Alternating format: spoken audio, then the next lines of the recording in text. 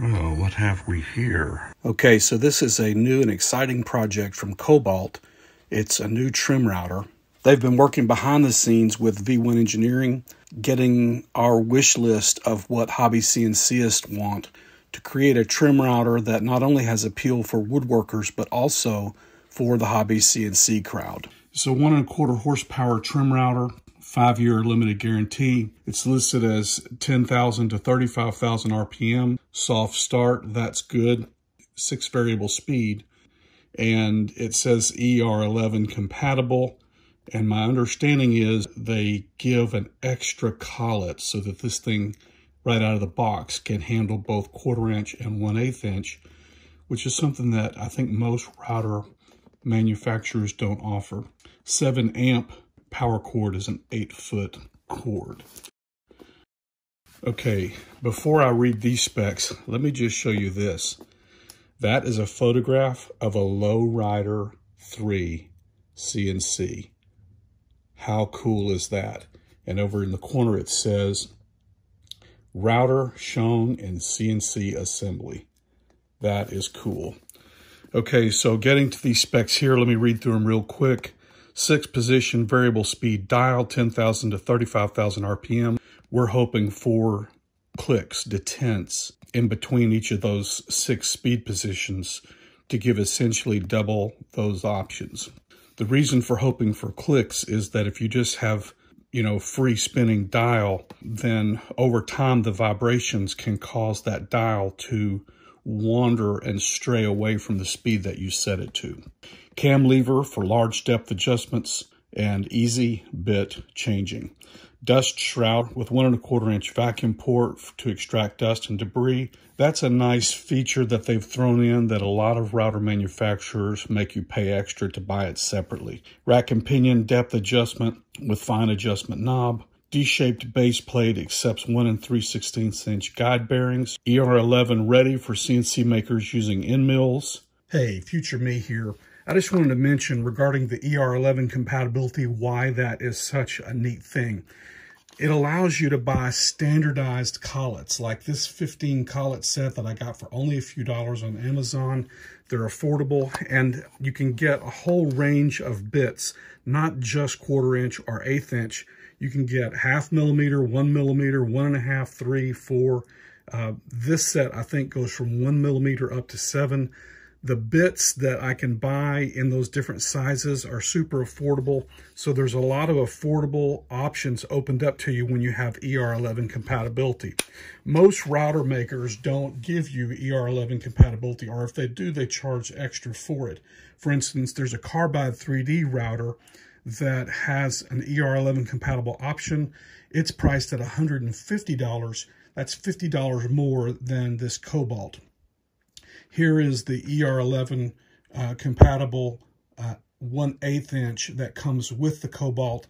The 1/4 inch that comes with it is on the Kobalt right now. This is a 3D printed part that holds not only the wrench for adjustment, but also whichever of the two is not being used. Link for that in the description.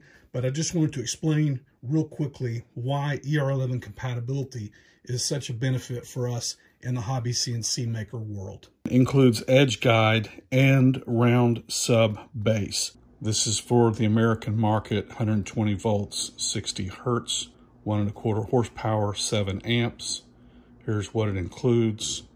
All right, let's crack it open and see what we have. All right, so here is the round sub base plate and a user manual.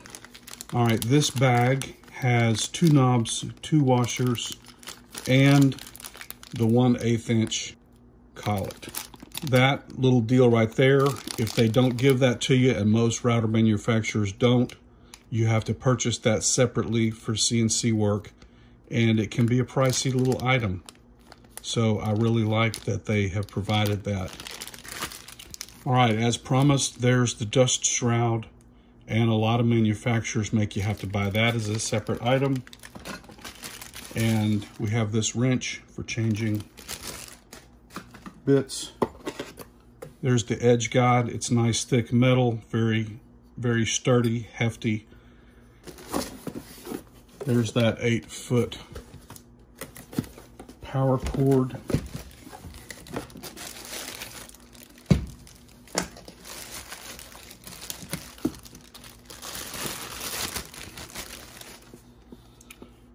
There's that other sub base plate, that D-shaped one. And look, there's the 1/4" collet right there. So it does come with both of the collets, one pre-installed and one loose in the bag.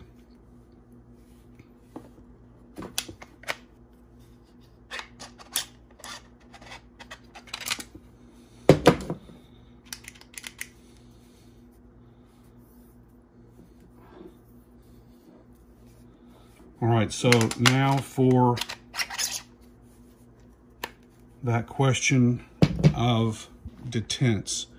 All right, out of the box it came set on the 6-speed, but as I rotate back toward 5, it does feel like the 6 is in a detent.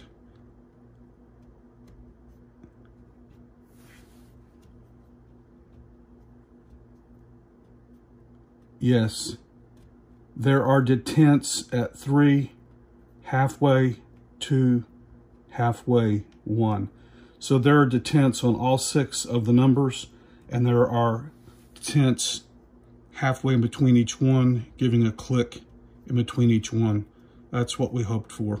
Hey, future me, notice that the power button is recessed so you can't bump it on or off accidentally. That's nice. The diameter has been carefully measured. It's not exactly the same as the Makita, but close. And new mounts for it have been provided by Ryan of V1 Engineering. And I've also included a new mount for it that is part of my new Floating Z dust shoe. Download link in description.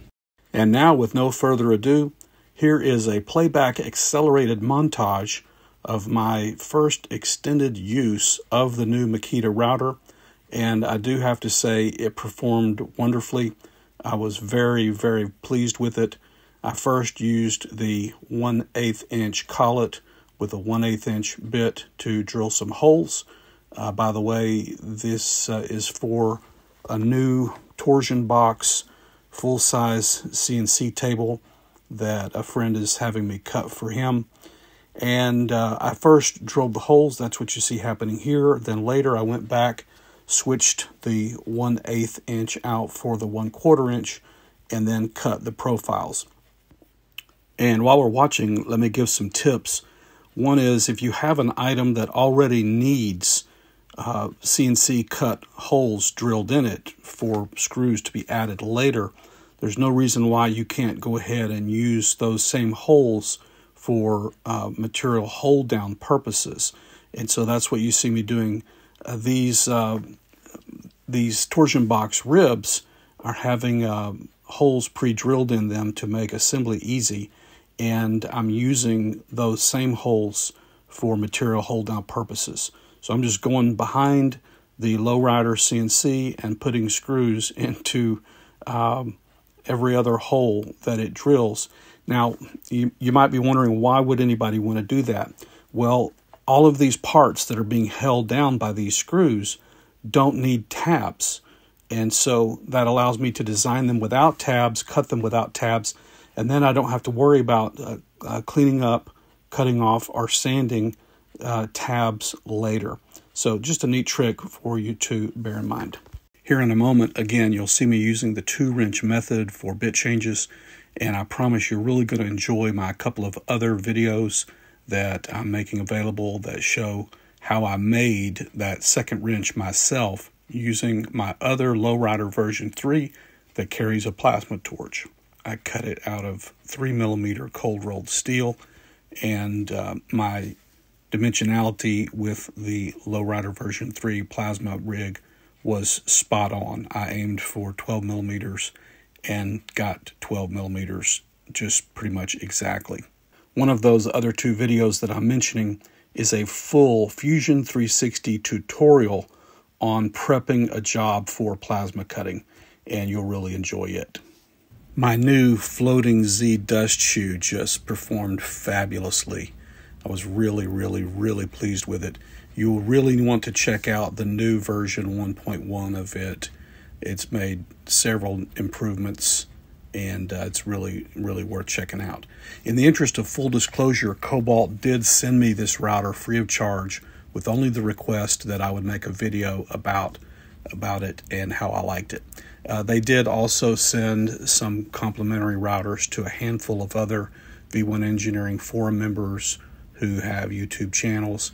And so there are some other great videos out there by Ryan, Asa, Johnathan, Rob, and perhaps others.